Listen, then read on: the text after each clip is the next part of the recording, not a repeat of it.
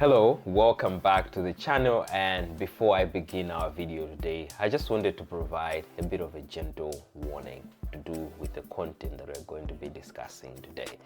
The content that we're going to be discussing today is going to touch on some of the themes that some of you may find to be uncomfortable. We are going to discuss things to do with abduction, forced labor, sexual violence, and modern-day slavery. I'm not going to get into anything that's graphic, but I do understand that when it comes to these subjects can be very heavy for some people. And it is for that particular reason that I wanted to forewarn people in advance. And I encourage people to always take care of themselves. So if you find that at any point that I'm having this conversation and I'm sharing information about the book that I'm about to review, you find that the content is making you uncomfortable, feel free to step back, feel free to pause. And if you also feel like it's very important and it's needed, you can even stop watching the video. So today I'm going to review a powerful memoir. It's a book that I've read and a book that I found to be very powerful, it's painful, and it's also a very incredibly important book. The title is Slave, My True Story, and this book was written by Mende Nazer together with Damian Lewis. So this is essentially Mende's personal account where she tries as much as possible to talk about her experience surviving modern day slavery. It is a story that has a way of grabbing your attention. It has a way of earning your respect. It has a way of making you think about a lot of things.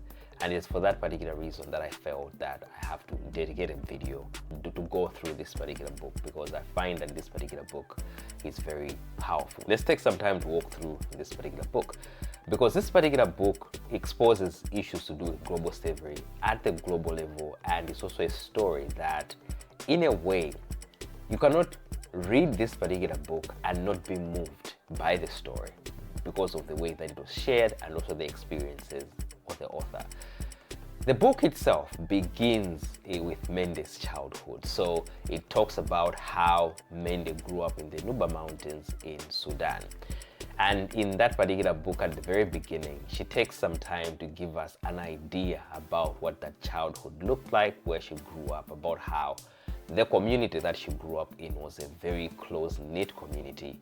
She spent some time to give us a sense of safety, a sense of belonging, and a sense of joy that she had at that particular time. And I guess it was her way of preparing us of what was about to come, because things changed drastically just after she shares that particular story. So around the ages of 12 to 13, she described an experience of people who came as raiders, people who attacked her village, and there was a lot that happened in terms of the attack. There's a lot of violence that was involved in the attack, and there were people that were captured, there were people that were killed, and there was even some form of violence that came in different forms. And that is basically how Mende was taken away from her family, and then she gets through this whole experience of slavery.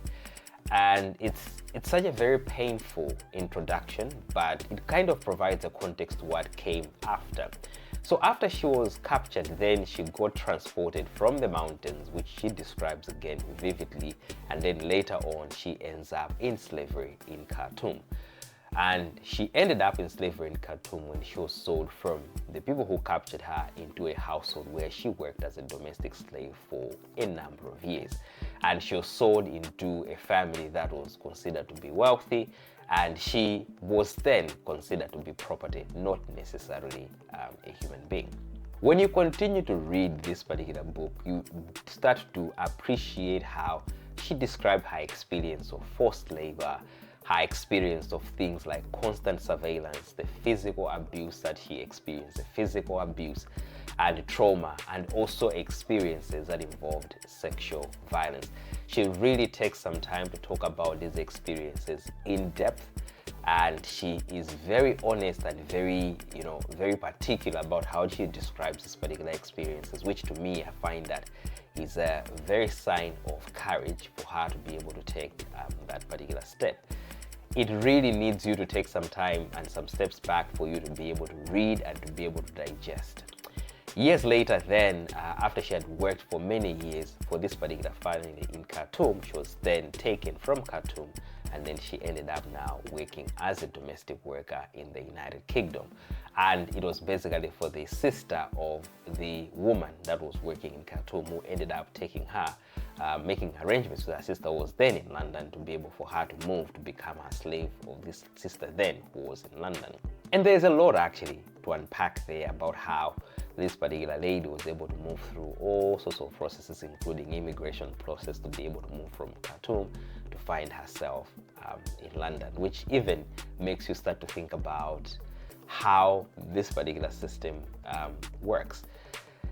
Still, when she moved to London, her life was still controlled, was still restricted. There were still elements of fear. Until then, in the year 2000, around September, that is when she found a way to escape. And this is after basically she formed some connections with people, particularly people from the Sudanese community in the UK. And these were people that eventually came to her rescue because she shared the story. The people believed in her and they chose to help her. So they made a bit of a plan about how she's going to escape. Eventually that plan became a success. So when you start to think about it, from being captured in the Nuba Mountains all the way to Khartoum, and then you're finding her in London still working as a slave and then claiming her freedom, you can't help but start digesting and thinking about broader themes. Again, the story doesn't end there because again, she continues to apply for asylum in Britain, and having read everything that she had gone through, you would expect that the application would be accepted, but from the book, it's captured that her application was rejected. And then around the very same time, her memoir, which is a book that we are discussing today, had been published and then had gained some sort of international attention. And because of that, then there was a lot of pressure, which the author argues that's potentially why she ended up getting indefinite leave to remain, because there was a clear sign, at least from her memoir and her stories, at least at that particular time, that she was not safe. Now, for full transparency, I have to mention that there are certain elements of the account when it comes to this particular book that have been disputed by many people who have been part of the story, people who are mentioned in the book who have basically found ways of challenging her account, which is very normal because basically Mende just takes her time to give us her experience of it, and it's obviously going to be open to interpretation. However, the fact that some people disputed her account does not negate the fact that people have to read her book, because from where I stand, I find that her book was very eye-opening, and her take when it comes to human trafficking and modern day slavery was very fresh, because it allows the reader to be able to have a first-hand account of what that looks like, what the experience is like, and therefore it's a very useful book. Because when you think about it, the book in itself, it exposes larger and difficult truths.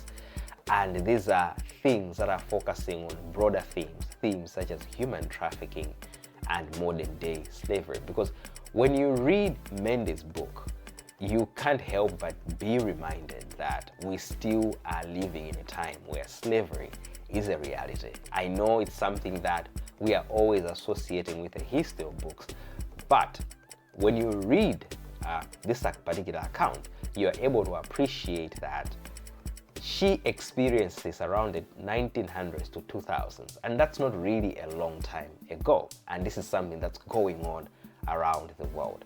The second thing that you also start to think about is the use of sexual violence as a tool for control, because in her book she talked about several instances where attempts were made when it comes to her, and all these attempts were not necessarily being made because people liked her, but because they wanted to use sex as a tool. They wanted to find ways of breaking her down so that then she no longer thinks of herself as a human, but she thinks of herself as a property.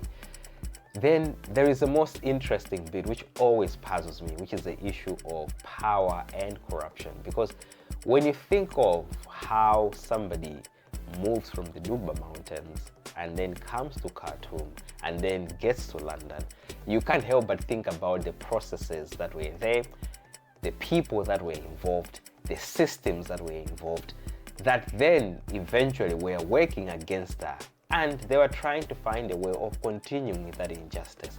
And it makes you start to think about how modern day slavery is still happening today, because there are systems and individuals and power at play that allows for such things to be able to happen. Then there is the issue of trauma, identity, and resilience. When you read Mende's story, you cannot help but admire her strength, admire her drive and her fight, because this is a person who was captured at 13 and was able to reclaim her identity, rebuild her dignity, to be able to survive.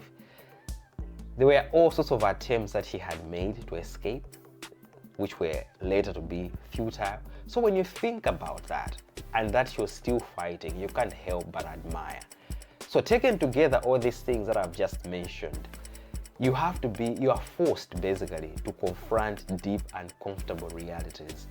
Not just realities from where Mende was coming from, not just in the UK, but realities that have to do with the world that we are living in, the realities of exploitation, the realities of violence, the realities of young women and young girls and men even, who are being exploited. So I've talked about all these things, but why should you bother to buy this book? Why should you bother to even buy and read this particular book? I do believe that there's still value in you reading this book, because first of all, when you read this book, you get a first-hand account of an experience of someone that has gone through abuse, has gone through modern day slavery.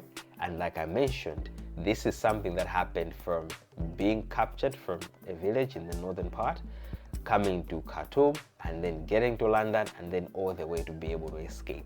And when you read that particular book, it starts to help you paint a picture of how much human trafficking works, how much modern slavery works, who are some of the people that are enablers, who are the enablers of some of these abuses. And if you're a policymaker even, it also starts to make you think about what are some of the policy decisions that have to be made to ensure that we eliminate modern day slavery, we eliminate human trafficking. Yes, this story has been contested. Yes, there are some accounts that people have brought up that try to challenge what Mende shared, but it doesn't negate the fact that human trafficking is an issue. It doesn't negate the fact that power and corruption is still alive and well in our world, and there are people that are being abused because there are systems that were created initially to be able to protect people, but they are eventually being used to exploit people. So this is why I would encourage anyone to buy this book, to be able to read this book, and to be able to share it with people. And most importantly, if there is an organization that's working to end human trafficking, by all means, I would encourage you to join them to be able to end human trafficking, to be able to end modern day slavery. It doesn't make sense that in 2025 we should be having this conversation. People should be free, people should be able to enjoy their human rights. So if there is anything that I've captured in this book, that is what I'm going to leave you with. Make sure that you take some action. Thank you so much for taking the time to watch this particular video. I know it was not a very easy video to watch, but thank you for watching it this far, for reaching to the very end. If you can, please like and subscribe so that other people should be able to come and watch this particular video. If there are certain people you can share this video with, by all means, go right ahead so that we continue this conversation about human trafficking, about modern day slavery, about exploitation, so that one day each and every person in this particular world will be able to enjoy their human rights fully, will be able to live with dignity. Thank you, and I'll see you in the next video.